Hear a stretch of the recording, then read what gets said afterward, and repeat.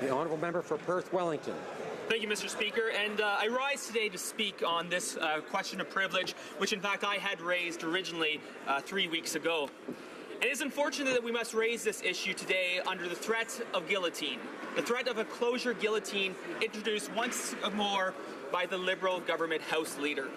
And it harkens back to a time many decades ago, 60 years in fact, when a similar issue came before this House, and a similar closure was undertaken by a then Liberal government. In fact, in 1956, a Conservative Member of Parliament by the name of Donald Fleming had this to say of closure in this House. He said, and I quote, "The minority in this House does not speak by leave of the majority. The minority in a free Parliament speaks as of right. What has been done today has been to deprive the minority in this House of their right. Those who have forced closure on this House attempt to create a Parliament in which there is no place for an opposition." And indeed, this is what we see happening. This is what we see happening from this Liberal government. They are attempting to turn this House not into a debating chamber, not to an expression of free expression by all honourable members, but rather a place in which the Liberal executive dominates the legislative branch. Indeed, the quotation I just read came from the 1956 pipeline debate in this chamber, where members of all parties debated vociferously for weeks on end. And in fact, that debate itself ended in a grave question of privilege, one which continues to have ramifications to this very day. And in fact, Mr. Speaker, I would dare say that if C.D. Howe were alive today to see the actions being undertaken by this Liberal government, he would blush with shame. Even C.D. Howe would be ashamed of the heavy-handed tactics being undertaken by this Liberal government. Mr. Speaker, we debate today a question of privilege. The privilege of honourable members of this place to freely attend and have free movement within the parliamentary precinct. It was a question of privilege I raised not lightly in response to the first question of privilege being killed by the Liberal government. But fundamental, of course, is that we as parliamentarians, we as members of Parliament, we as the duly elected representatives of our constituents are free to debate, are free to speak in this place, and are free to vote and respect the wishes of our constituents. This did not happen on March 22nd, Budget Day. Two members of Parliament, at least two members of Parliament, the members from Beauce and Milton, were denied their right to vote. And the free movement within this place is absolutely essential when the bells are ringing, when we are being called to a vote. And it is a fundamental right which should not be tampered or tempered with. Yet it did. It happened. Two members of Parliament were denied their right to vote in this chamber. Imagine for a minute, two members of Parliament representing 105,000 constituents each did not have the opportunity to rise in their place, as is their right, and cast their vote. In accordance with the time-honoured tradition of this House, those two members immediately, at the first available opportunity, raised the point of order, point of privilege in this House. In the days following, myself, as well as a member from Hamilton Centre, raised more information on this point of privilege in support of the prima facie question of privilege. And indeed, on April 6th of last month, the Speaker correctly ruled that there are sufficient grounds for finding of a prima facie question of privilege. And at that point, and at that time, the Member of Parliament for Milton was indeed invited to move a question of privilege. And debate ensued afterwards. Members at that time rose in their places, shared their thoughts, but no vote was held. Debate was cut off, and the motion itself was killed, with no immediate way of reviving that motion. Indeed, the member for Brossard-Saint-Lambert moved a motion. She moved a motion to proceed to orders of the day. This was not an innocent undertaking by the honourable member. It was a direction by the Liberal executive, knowing full well that by moving to orders of the day, this question of privilege would be killed. It would be finished. The Liberal majority in this House, along party lines, voted in favour of killing a question of privilege. They voted in favour of killing the opportunity to discuss the fundamental rights and privileges that were breached on March 22nd within this parliamentary precinct. This did not simply push the matter further down on the order paper. It removed it altogether from the order paper. And to hear the government House Leader this morning, in her place, stand and say, we agree with this question of privilege, we agree that it should go to Proc, belies the actions that she and her caucus colleagues undertook on that fateful day when they killed this question of privilege. Never before in Canadian history, never before in Canadian parliamentary history, has such an arrogant course of action been undertaken by a government of any stripe. The Liberal government made history when they did this, and not the type of history that I think they would like to make. Indeed, it was a grave injustice to so recklessly dismiss a question of vital importance that affects all 338 of us who serve in this chamber. But yet is another example of the Liberal government, the Liberal executive, dominating the legislative branch of this place, and in so doing, disregarding the views and the role of the House of Commons and our important role in parliamentary democracy.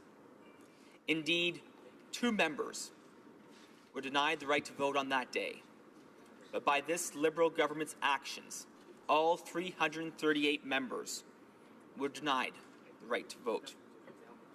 Perhaps it would do well for the Liberal government, the Liberal members across the way, those who do not serve in cabinet, to remember they too are members of this House.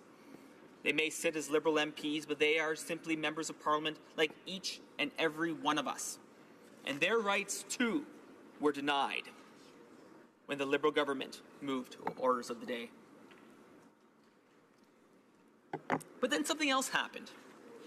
The Liberals tried a procedurally flimsy method to get this issue to the Proc Committee. Indeed, the Deputy Whip of the Liberal Party, the member from Hamilton West, Ancaster Dundas, gave notice of a motion in the Procedure Committee to self-direct the Procedure and House Affairs Committee to study this matter. A procedurally flimsy method that is not supported by the mandate of the committee, but nonetheless was attempted to do such. And in fact, that member tried to say that she didn't like the idea of the House directing the study of a committee. She didn't like the idea of the House of Commons directing a timeline for a committee study. And perhaps she, as Deputy Whip of the Liberal Party, may have been mistaken in assuming that committees trump the House of Commons, which is certainly not the case. This House, we as members of Parliament who sit in this House, direct the work of the legislative branch of government, not Liberal Party, not the Liberal Party, not the Liberal Party acting on the direction of PMO, on the direction of the government House Leader. But that is exactly what happened. But we see this happening time and time again, whether it was Motion 6, whether it was the discussion paper. I was going to say the discussion paper tabled by the government House Leader, but was never tabled. She did not have the courtesy to us as members of Parliament, to us as parliamentarians, to table her discussion paper here in the House of Commons. She wants to change the rules of this place, but yet she won't table the document from which she wishes to have a discussion. Instead, she released it online, rather than in this great, august chamber. But it is this chamber, this House of Commons, that gives a government the ability to govern. It is only with the confidence of this chamber of each and every member of Parliament through the Confidence Convention that the government may undertake action. And it must be abundantly clear that the actions of this Liberal government hold a dangerous precedent. To have so recklessly dismissed such an issue does not bode well for the future. Indeed, we can imagine situations in which minority governments may exist, where tight votes may be undertaken, where a single vote or two votes could affect the outcome. Indeed, I remember well, long before I was elected, but in 2005, there was a vote in this House held on the budget. It was a tie vote. It was a tie vote thanks to the then independent MP, Chuck Cadman, who voted with the government at that time. But the Speaker was forced to break that tie. One vote would have changed the direction of that vote. One vote would have resulted in the government falling on a vote of confidence. This is where we find ourselves today, where members of Parliament are prohibited or are prevented from coming to this place to vote, is a fundamental challenge that must be addressed. Indeed, when this bill, or when this question of privilege was killed by the Liberal government, it set a terrible precedent. Indeed, it is why at the very first opportunity I had the chance, I rose in this House and raised a second point of privilege. Indeed, at the very first opportunity, I sought to reignite, to revive the important question of privilege, because that's what it was. It was a question of privilege of two members who were denied their right to vote in this very chamber. And on April 11th, the Speaker, expressing great wisdom and citing precedent on similar matters, made his ruling. And indeed, he did find that a prima facie question of privilege once again existed. But I want to quote exactly what the Speaker said in his ruling. He said, and I quote, "The situation in which the House finds itself is unprecedented. The Chair can find no instance of debate on a matter of privilege superseded by the adoption of a motion to proceed to orders of the day. Never before. The Speaker found no precedent of this matter."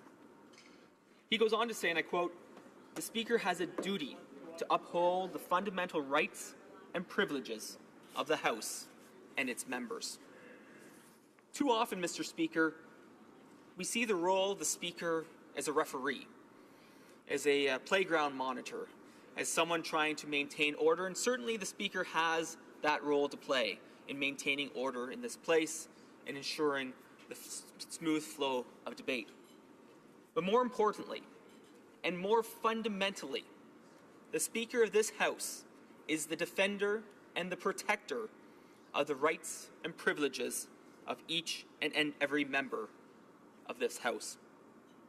And so, the Speaker, in his ruling, invited me as the person who raised the original or the subsequent question of privilege to move a motion. To move a motion that this question of privilege be referred to the Standing Committee on Procedure and House Affairs.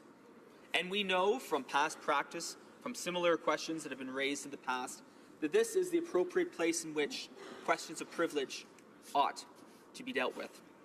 Indeed, I was recently reviewing the selected decisions of Mr. Speaker Peter Milliken.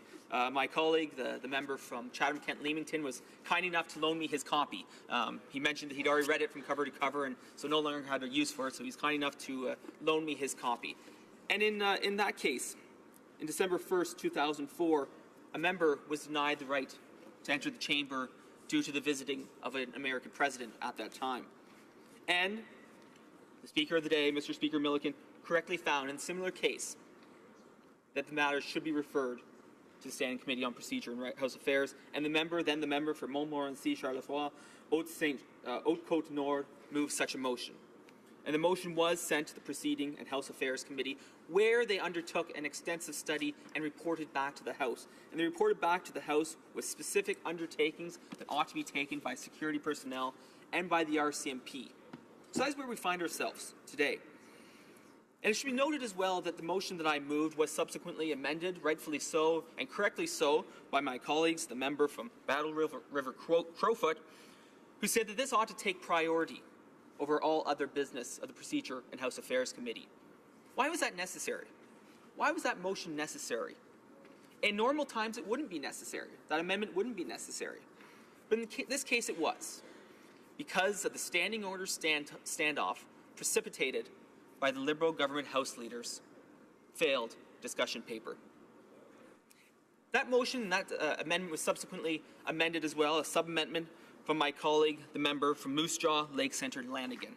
And Mr. Speaker, if I would just very briefly, I'd like to extend our well wishes to the member from Moose Jaw, Lake Centre, Lanigan. Wish him a speedy recovery. He has served in this House for 13 years, always ably serving, especially on procedure and House Affairs matters as well as a former parliamentary secretary to the government House leader. So I know all members will join us in sending him our best wishes and hope for a speedy recovery and to see him back in this place debating the important matters as soon as possible. But these amendments are important. They're absolutely essential given the context of where we stand and given where the Procedure and House Affairs Committee finds itself. We find ourselves in a situation where the Liberal government is trying to enforce and to ram changes down the throats of the opposition.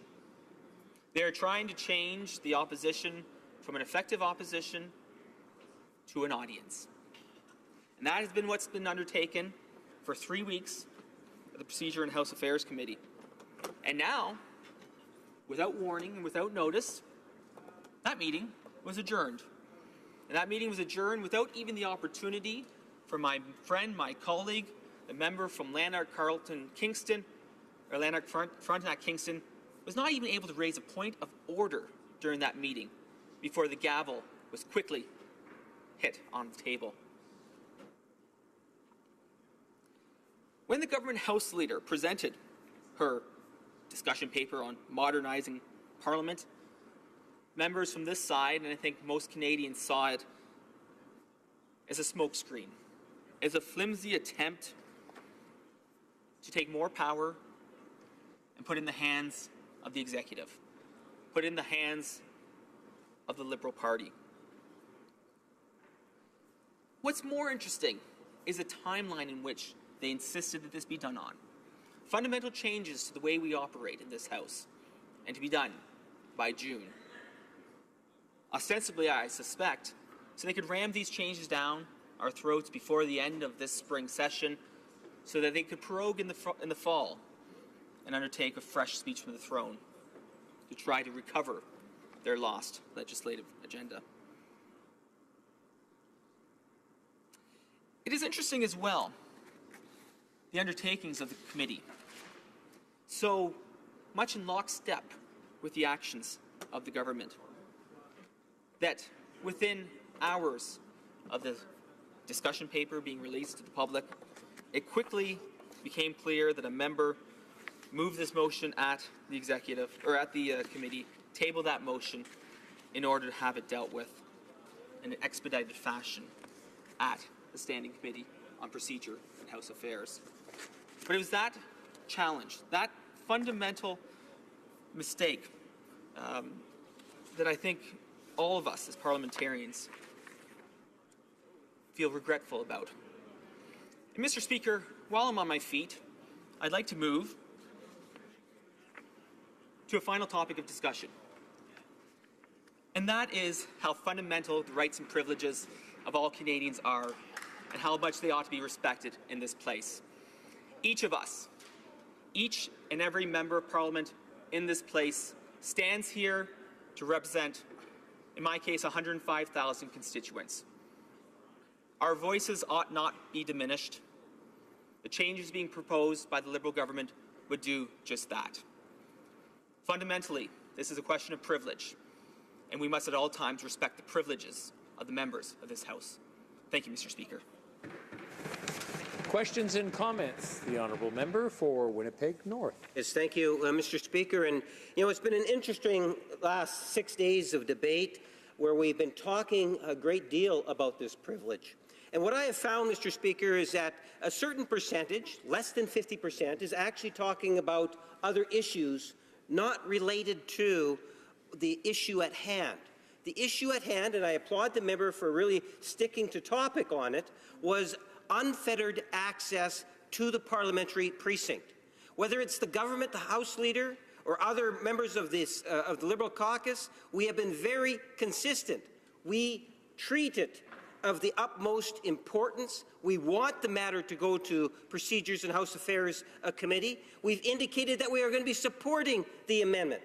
It is disturbing, at the very least, Mr. Speaker, when you have members of the opposition stand in their place and they start talking about using this privilege as a filibuster.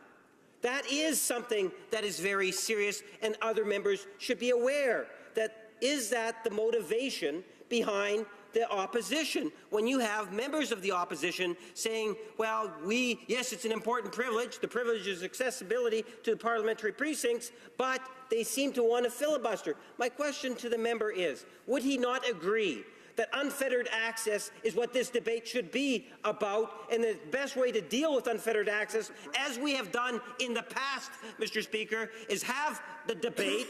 We're on day, 6 days, 7? Usually it's a one-day debate, maybe 2, Mr. Speaker, and then it goes to Proc. Why does he believe it's not going to Proc unless he's justifying a filibuster of the important issue of a privilege? Honourable member for Perth Wellington. Well, thank you, Mr. Speaker, and I thank the Parliamentary Secretary to the Government House Leader for his comments. I would go back to him, though, and I would ask that honourable member why his government, his party, saw fit to kill the original motion on the question of privilege. It was his party, his government, that failed to see this vote initially come to a vote here in this House. It was his government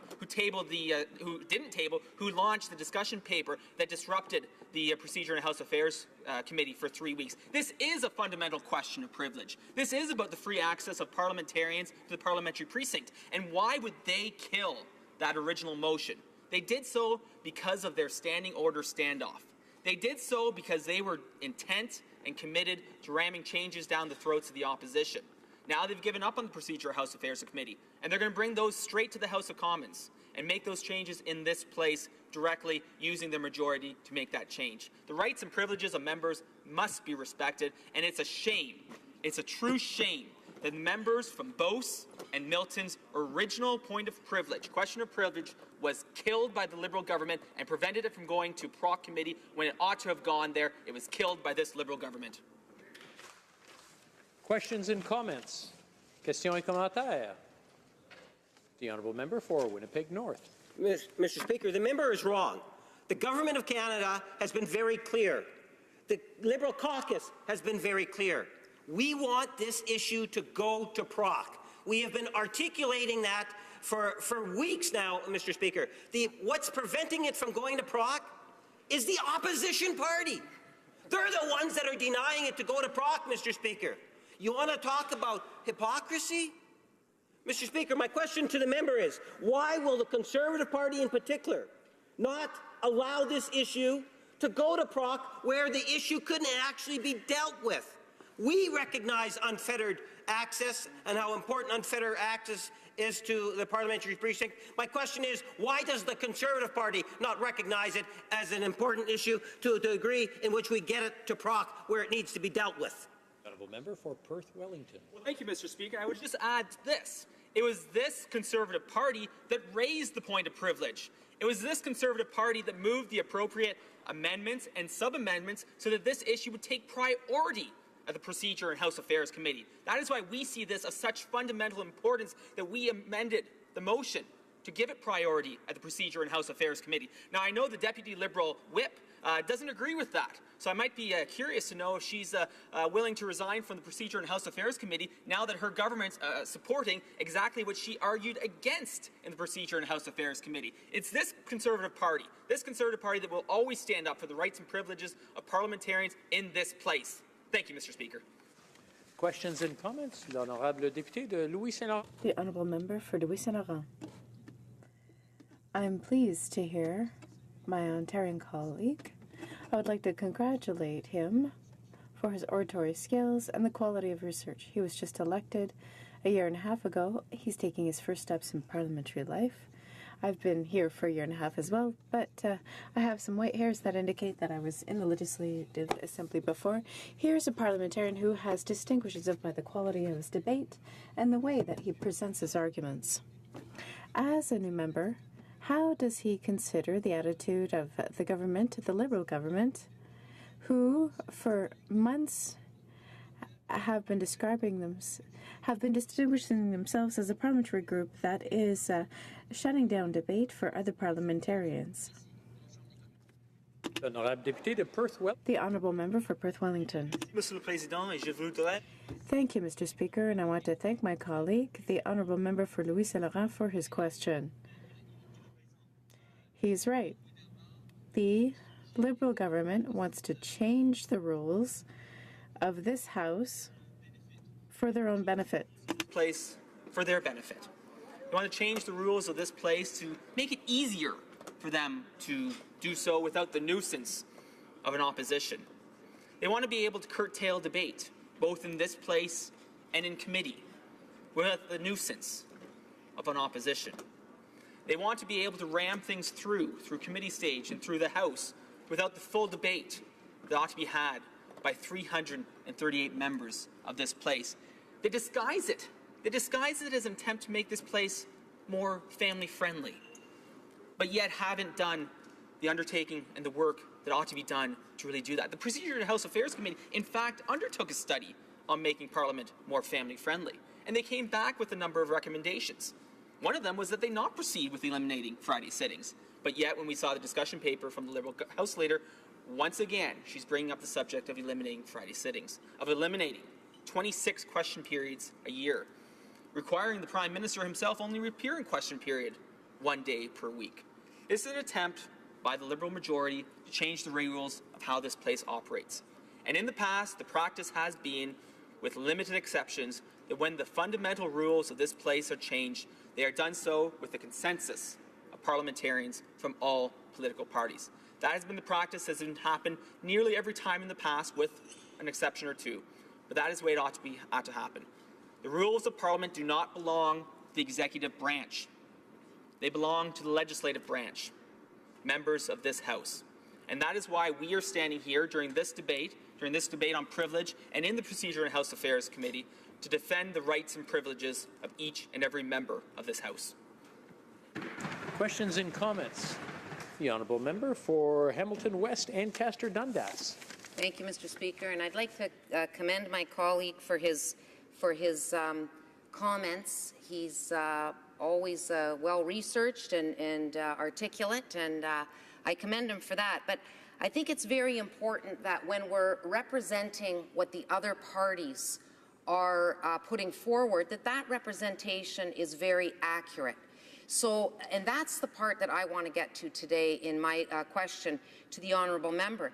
It's this issue of misrepresenting really what this side of the House and part of our Liberal members on the other side as well, who never get acknowledged. I like to acknowledge them. What we are really trying to put forward here. And so, to make the first point, unfettered access, I have spoken in this House about this, is critical. This is very important. We have to ensure that all members have unfettered access. But this isn't a new problem. This isn't a problem that has just happened since the Liberals have taken, have been in government. This has happened over the past years. 2012, 3 people, discussion came up. 2014, the issue came up again. So this is an ongoing debate. So the first thing is just if the honourable member would clarify that we agree, this side of the House agrees, please acknowledge, the Liberals agree, unfettered access is extremely important. And secondly, everyone on PROC wants to study this. That was clearly stated on PROC. Any representation to the contrary is simply a misrepresentation and inaccurate. If he would please clarify those 2 items for this House. Thank you, Mr. The honourable member for Perth Wellington, and 30 seconds or less, if he doesn't mind. Well, thank you, Mr. Speaker, and I thank the member from Hamilton West, Ancaster Dundas, for her comments. It's good to see that the Liberal government is finally agreeing to make this a priority, finally agreeing. It's just unfortunate they could only do so after a second revived Groundhog Day type question of privilege. It would have been preferable if they had simply agreed to the initial motion from my colleagues from Milton and Beauce. Now, I accept that the Procedure in House Affairs wants to study this, and I think that's great. But the question is, they couldn't study it at the time without the amendments because they were embroiled in a standing order standoff in which the discussion of the government's discussion paper was taking priority. We believe the question of privileges ought to take priority. Thank you, Mr. Speaker.